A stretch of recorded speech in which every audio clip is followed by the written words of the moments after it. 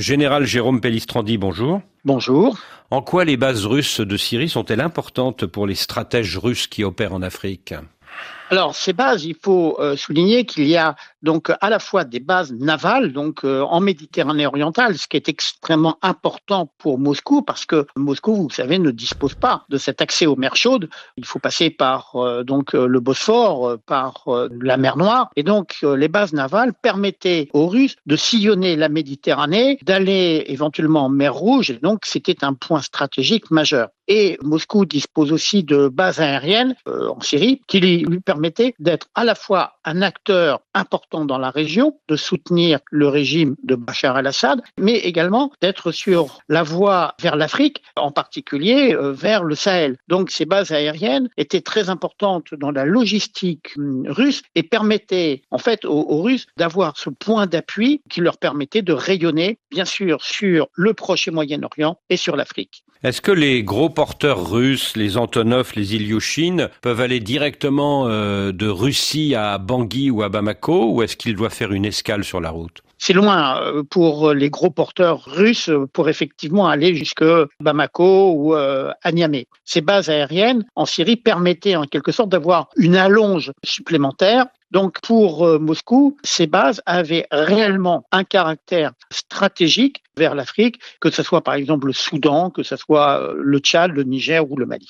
Alors ce que vous appelez une allonge, c'est la possibilité pour les avions gros porteurs russes de ravitailler sur leur base de Syrie, c'est ça ? Oui, par exemple, c'était vraiment des plateformes extrêmement utiles qui permettaient de stocker du matériel, donc des plateformes, on va dire, multi-usages pour l'armée russe et qui permettaient aussi aux militaires russes, en quelque sorte, de s'entraîner sur des populations civiles qui étaient à leur merci.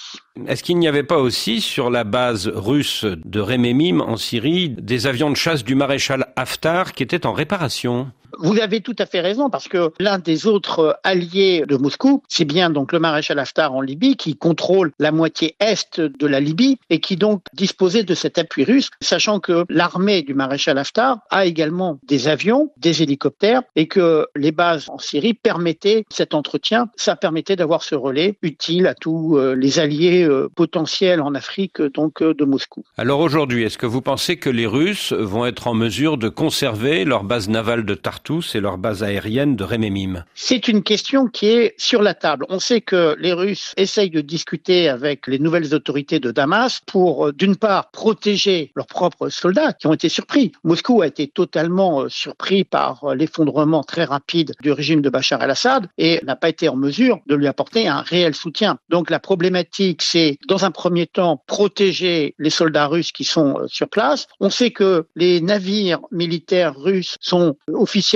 partis en exercice en Méditerranée. Donc la question se pose de savoir est-ce que les Russes pourront conserver ces points d'appui ? Est-ce que les nouvelles autorités accepteront moyennant contrepartie ? En tout état de cause, pour Moscou, c'est un coup très dur sur le plan stratégique et avec une incertitude qui pour le moment n'est pas levée. Ils n'auront sans doute plus la même liberté de manœuvre que du temps de Bachar el-Assad. Très certainement. Au mieux, je pense qu'ils pourraient conserver la base navale parce que sans cette base navale, ils ne peuvent plus être présents en Méditerranée orientale. Les seuls points d'appui qui resteraient à la marine russe seraient peut-être Benghazi avec le maréchal Haftar et puis l'Algérie. Mais il n'en demeure pas moins qu'en Méditerranée orientale, la base navale de Tartous était vraiment un pion majeur. Et donc, quel prix les Russes sont-ils prêts à payer pour conserver ces installations ? Ça va dépendre beaucoup des nouvelles autorités à Damas. Et d'ailleurs, c'est la raison pour laquelle on voit bien que Moscou n'a pas fait beaucoup de publicité quant à l'asile offert à Bachar el-Assad pour des questions humanitaires. Parce que entre l'avenir de Bachar el-Assad et l'avenir des bases russes en Syrie, je pense qu'il n'y a pas photo.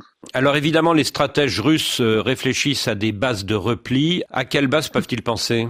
Très sincèrement, il n'y a pas beaucoup de possibilités en dehors de la Libye, donc partie du maréchal Haftar, donc à l'est. Il y a bien sûr l'Algérie, mais est-ce que l'Algérie voudra accueillir de manière régulière des escales de navires, avoir une présence permanente de la Russie ? La question se pose pour le soutien des milices russes déployées notamment au Sahel. Donc on voit bien que l'échiquier stratégique russe dans cette partie du monde est en train de changer brutalement sans pour autant que les Russes aient toutes les cartes en main. On peut donc imaginer une base navale russe à Tobrouk et une base aérienne russe à Benghazi, chez le maréchal Haftar ? Éventuellement. La seule chose, c'est que le maréchal Haftar est quelqu'un quelqu'un qui joue aussi sur tous les tableaux. C'est-à-dire que, certes, il bénéficie de l'appui des Russes, mais il a aussi besoin que les Occidentaux, je pense aux États-Unis, la France, voire l'Égypte, le laissent tranquille. Donc, est-ce que Haftar va, en quelque sorte, accroître la présence russe en Libye? La question peut se poser. Et donc, pour Moscou, le grand plan qui consiste à se rapprocher des mers chaudes est totalement remis en cause avec l'effondrement du régime de Bachar el-Assad.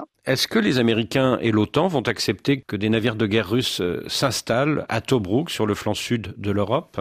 Cela me semble difficile à accepter. Là encore, quels vont être les marchandages qui vont être faits? Est-ce que le maréchal Haftar est en mesure, en quelque sorte, de faire des surenchères pour voir celui qui payera le plus? Il faut également voir quelle sera la position de l'Égypte, la position des pays arabes. Donc, c'est aussi, là encore, beaucoup d'inconnus. Parce que le maréchal Haftar, dans le contexte actuel, je pense qu'il va aussi faire profil bas pour voir comment ça va se passer avec la nouvelle administration Trump, qui certes prône une forme d'isolationnisme, mais qui ne peut pas fermer les yeux sur ce qui se passe en Libye. Il ne faut pas oublier que, au moment du printemps arabe, un ambassadeur américain a été tué en Libye. Donc, ça reste un sujet très sensible et je vois mal Washington fermer les yeux sur une installation de forces russes chez le maréchal Haftar. Alors il y a les conséquences stratégiques de la chute du régime Assad, il y a aussi l'impact politique sur les alliés africains de la Russie. Quel peut être cet impact, ne serait-ce que d'un point de vue psychologique ? Je pense que sur le plan psychologique, certains membres des juntes doivent se poser des questions quant au soutien russe, puisque on le voit bien dans le cadre de ce qui s'est passé en Syrie. La seule solution qu'a pu apporter Moscou, c'est l'exfiltration de la famille de Bachar el-Assad. Donc on peut supposer que les juntes